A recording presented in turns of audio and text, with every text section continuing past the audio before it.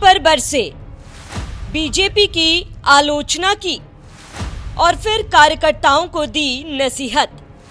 कांग्रेस अध्यक्ष खड़गे का ईवीएम पर फिर वार।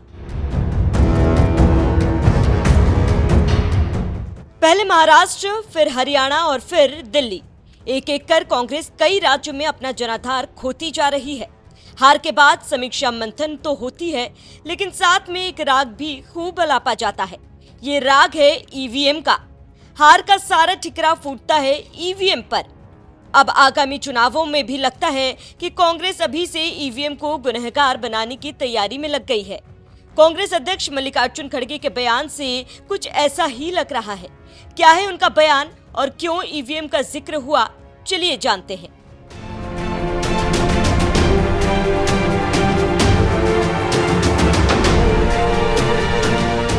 गुजरात के अहमदाबाद में कांग्रेस का अधिवेशन चल रहा है। इस मौके पर देश भर में 1700 से ज्यादा कांग्रेस प्रतिनिधि हिस्सा ले रहे हैं। अधिवेशन के दूसरे दिन भी कई मुद्दों पर चर्चा हुई। अधिवेशन में अमेरिकी टैरिफ संसद, महंगाई के साथ कई मुद्दों पर चर्चा की और फिर ईवीएम का जिक्र हुआ। कांग्रेस अध्यक्ष ने ईवीएम को फ्रॉड बताते हुए कहा कि पूरी दुनिया के विकसित देश ईवीएम को छोड़कर बैलेट पेपर की ओर चले गए। कहीं भी दुनिया में ईवीएम नहीं है, सिर्फ भारत में है। यह सब फ्रॉड है। पूरी दुनिया के विकसित देश ईवीएम को छोड़कर बैलेट पेपर की तरफ चल गए हैं। कहीं भी दुनिया में ईवीएम्स नहीं है, सिर्फ भारत में है। इसीलिए विकसित देश भी बैलेट पेपर में है, लेकिन हम ईवीएम पे चल रहे हैं। ये सब फ्रॉड है, मैं ये कहूंगा, लेकिन वो लोग प्रूव करो। अरे आपने ऐसे टेक्निक बना लिए हैं कि जिससे आपको फायदा हो, अपोजिशन पार्टी को नुकसान हो, ऐसे टेक्नोलॉजी बनाकर अगर हमको हराना चाहते हैं तो आज नहीं कल इस देश के नौजवान उठेंगे और आपको हाथ पकड़ के ये कहेंगे हमको बैलेट पेपर होना चाहिए, ईवीएम नको। पूरी दुनिया के विकसित देश ईवीएम को छोड़कर बैलेट पेपर की तरफ चल गए हैं। कहीं भी दुनिया में ईवीएम्स नहीं है, सिर्फ भारत में है। इसीलिए विकसित देश भी बैलेट पेपर में है, लेकिन हम ईवीएम पे चल रहे हैं। ये सब फ्रॉड है, मैं ये कहूंगा, लेकिन वो लोग प्रूव करो। अरे आपने ऐसे टेक्निक बना लिए हैं कि जिससे आपको फायदा हो, अपोजिशन पार्टी को नुकसान हो, ऐसे टेक्नोलॉजी बनाकर अगर हमको हराना चाहते हैं तो आज नहीं कल इस देश के नौजवान उठेंगे और आपको हाथ पकड़ के ये कहेंगे हमको बैलेट पेपर होना चाहिए, ईवीएम नको। कांग्रेस अध्यक्ष खड़गे यही नहीं रुके, उन्होंने भारत में भी बैलेट पेपर से चुनाव कराने की मांग की। उन्होंने आरोप लगाया कि सरकार ने ऐसी तकनीक विकसित कर ली है जिससे चुनावों में उसे फायदा और विपक्ष को नुकसान हो रहा है। खड़गे ने कहा कि इसके खिलाफ लड़ना होगा। साथ ही कांग्रेस अध्यक्ष ने पार्टी नेताओं को तल्ख अंदाज में नसीहत दी। उन्होंने कहा कि जो काम नहीं करना चाहते उन्हें रिटायर हो जाना चाहिए। जो लोग पार्टी का काम नहीं कर रहे वह आराम करे।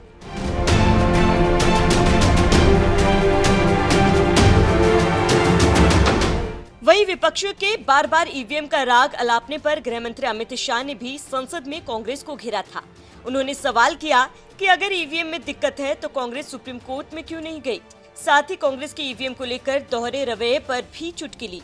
अमित शाह ने क्या कहा, जरा सुनिए। ईवीएम ले लेकर घूमते हैं, हारते हैं और ईवीएम ले लेकर ईवीएम ने हरा दिया, ईवीएम ने हरा दिया, ईवीएम ने हरा दिया। सुप्रीम कोर्ट ने 24 बार ईवीएम की अर्जी नकार दी। चुनाव आयोग ने 3 दिन ईवीएम 10 से 5 बजे तक रखा कि भाई कोई हैक कर बताए। कोई नहीं गया, सुप्रीम कोर्ट में कोई नहीं गया। और हारते हैं तो ईवीएम का दोष निकालते हैं। मान्यवर, एक ही समय, एक ही दिन दो परिणाम घोषित। एक महाराष्ट्र में सुपड़ा साफ हो गया, जो जनादेश के साथ द्रोह किया था, इसका दंड महाराष्ट्र की जनता ने दिया और दूरबीन लेकर कर दिखाई नहीं पड़ते। और उसी दिन वो झारखंड में जीते। तो महाराष्ट्र में ईवीएम खराब है और झारखंड में टप से जाकर नए कपड़े पहनकर शपथ ले ली। अरे भाई, जरा तो शर्म करो, जनता देख रही है। एक जगह ईवीएम सही है, एक जगह ईवीएम खराब है। मान्यवर, ऐसा कैसे हो सकता है? अब जब खड़गे ने ईवीएम पर सवाल उठाए तो कई कांग्रेसी नेता उनके समर्थन में बोल पड़े कि कांग्रेस अध्यक्ष ने जो कहा वो सही कहा। अब जब ईवीएम की बात हो रही है तो जरा जान लेते कि ईवीएम कब और कैसे आया। दक्षिण भारत के केरल राज्य में पहली बार ईवीएम इस्तेमाल हुआ था। साल 1982 में केरल राज्य के विधानसभा के उपचुनाव में पहली बार ईवीएम का इस्तेमाल हुआ। भारत में साल 1999 में गोवा में पहली बार आम चुनाव में ईवीएम मशीन का इस्तेमाल किया गया था। इतिहास के पन्नों में गोवा पहला ईवीएम मशीन से आम चुनाव कराने वाला राज्य बना। 2003 में पहली बार उपचुनाव और राज्य चुनाव ईवीएम से किया गया था। इसके बाद साल 2004 में चुनाव आयोग की ओर से ईवीएम से ही आम चुनाव कराने का निर्णय लिया गया। अब ये कोई नई बात नहीं है कि विपक्ष रह रहकर अपनी हार का कारण ईवीएम को बताते हैं, लेकिन कांग्रेस अध्यक्ष खड़गे शायद ये भूल गए कि ईवीएम से सबसे पहले चुनाव साल 2004 में हुई थी और तब जीत कांग्रेस की हुई थी। साल 2009 में भी ईवीएम से चुनाव लड़ जीत कांग्रेस की हुई, लेकिन तब ईवीएम पर कोई सवाल नहीं उठाया गया।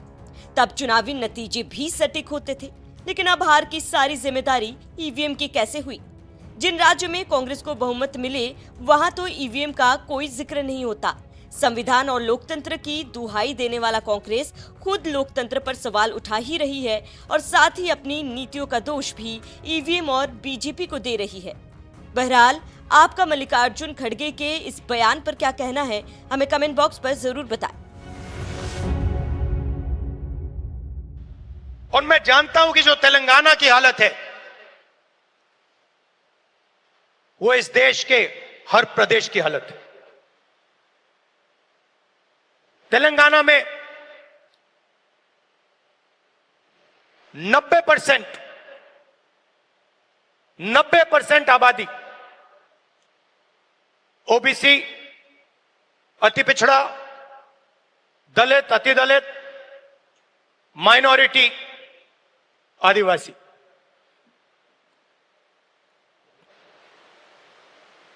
तेलंगाना का कॉर्पोरेट सेक्टर देखिए, मालिकों की लिस्ट, सीईओज की लिस्ट, सीनियर मैनेजमेंट की लिस्ट, 90% में से आपको एक व्यक्ति नहीं मिलेगा।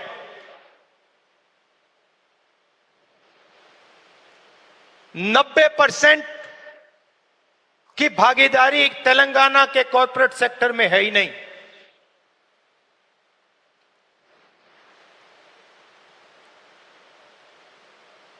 आजकल 21वीं सदी में मजदूर को गिग वर्कर कहा जाता है। वो घरों में खाना ले जाते हैं, घरों में खाना पकाते हैं, पिज्जा ले जाते हैं, अमेज़न की डिलीवरी ले जाते हैं, धूप में ले जाते हैं, सड़क पे मरते हैं। तेलंगाना में उनकी लिस्ट निकाली, सारे के सारे या ओबीसी या दलित या आदिवासी। अब तेलंगाना में जाति जनगणना ने एक बिल्कुल नया औजार दिया है। तेलंगाना में हम सचमुच में विकास का काम कर सकते हैं। तेलंगाना में हम पिन पॉइंट एक्यूरेसी के साथ भागीदारी के बारे में हर सेक्टर में आपको बता सकते हैं। और मैं खुश हुआ कि जाति जनगणना होने के एकदम बाद हमारे चीफ मिनिस्टर ने और हमारी टीम ने ओबीसी रिजर्वेशन को 42% तक पहुंचा दिया है।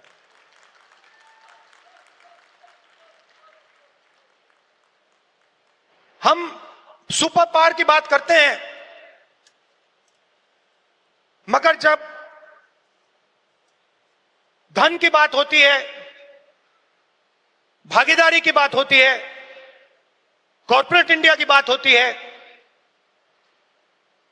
चाहे प्राइवेट अस्पताल हो, प्राइवेट एजुकेशन सिस्टम हो, 90% उसमें है ही नहीं। मोदी जी 24 घंटा पिछले वर्ग की बात करते हैं, दलितों की बात करते हैं, आदिवासियों, वनवासियों की बात करते हैं, वो उनको वनवासी कहते हैं। मगर जब उनकी भागीदारी का सवाल आता है,